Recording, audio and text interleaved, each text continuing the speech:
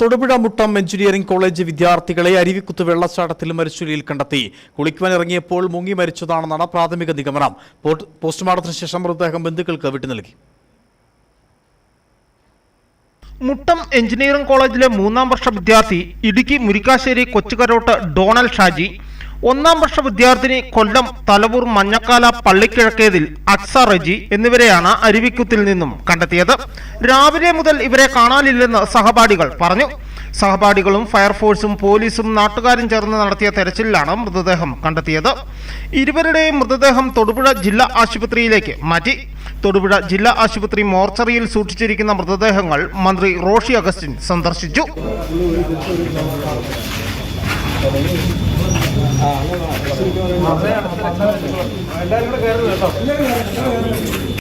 കുത്തൊഴുക്കുള്ളതും നിരവധി കയങ്ങളുമുള്ള പ്രദേശമാണിവിടം. മുമ്പും അപകടങ്ങൾ സംഭവിച്ചിട്ടുള്ള മേഖലയാണ് ഇതെന്ന് നാട്ടുകാർ പറഞ്ഞു.